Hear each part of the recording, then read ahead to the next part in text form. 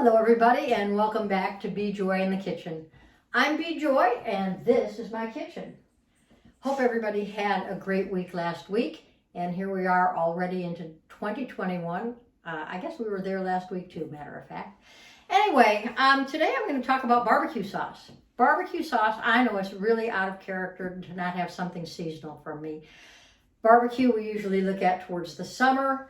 But I have to tell you, I am an old-time lover of barbecue sauce. I grew up in Chicago eating open pit, and if it wasn't sweet enough, my mom used to add honey to the open pit. And so that's the sauce I grew up on, and when I went off to college, I left the country. I was in school in Tel Aviv, and the thing I really missed was my open pit barbecue sauce. So this was back in the, I'll date myself now, but back in 1970, 71. And my parents, anytime anyone was going to Israel, would send barbecue sauce. And that was when you could carry liquids on the plane. And that's how it was back then. And, you know, when they asked, did anyone give you anything? I guess people said no to travel with, because it was my parents and their friends and barbecue sauce. So anyway, I thought barbecue sauce only came in bottles. And then I learned along the way that you could actually make barbecue sauce. And for this Hanukkah, Arlene got me yet another beautiful cookbook from one of my chef crushes, his latest book. It's from Yotam, Ottolenghi, and there is a date sweetened barbecue sauce, and that just like set me off in the right direction, because one of the things I'm always trying to avoid is processed sugar. Refined sugar. So let's get started. While I was waiting for you, what I did was I sauteed till they were soft, a quarter cup of shallots and 2 cloves of chopped garlic. So here in olive oil. So it's all waiting for you here. And to that, I am going to add a half a cup of chopped medjool dates. Chop them up in a nice, pretty small chop here. A quarter of a cup of balsamic vinegar. Woo! This is yummy. And then my spices are a quarter of a teaspoon of chili peppers, a quarter of a teaspoon of smoked paprika, a half teaspoon of cumin, and a half teaspoon of salt.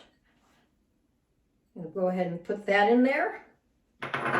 To that, I'm going to add a cup plus, he says 1 tablespoon of water, and I'm going with his recipe exactly. And we're going to get that stirred together here. Right. Then I'm going to go over here to the stove and put it on a medium heat until the dates are cooked, till they're softened. About 8 minutes. And here we are, back with our barbecue sauce. It's been simmering for 8 minutes on the stove, and then a 10-minute rest to cool it. It's right here. You can take a look. I think I can show you that there. And what we're going to do with that is go ahead and put it in my favorite Breville food processor. I'm going to put it in the small canister there. If you don't have a small one, you can probably do it in your large one, or in a spice grinder, or in a blender. So you can do it in any one of those things. And we're going to just go ahead and put that right in there. And along with that, I'm going to go ahead and add 1/4 cup, which is 4 tablespoons of my favorite Newman's Own organic olive oil.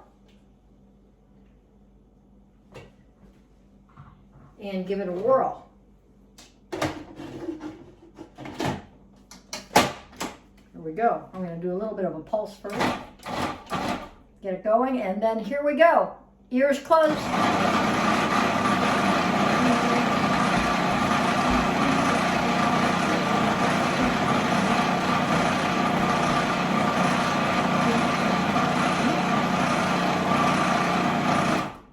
Let's take a look now. You know, you got to do that little dance while you're doing it. Keep yourself busy. Oh, yeah. Looks absolutely beautiful. There we go. And take it right out of here.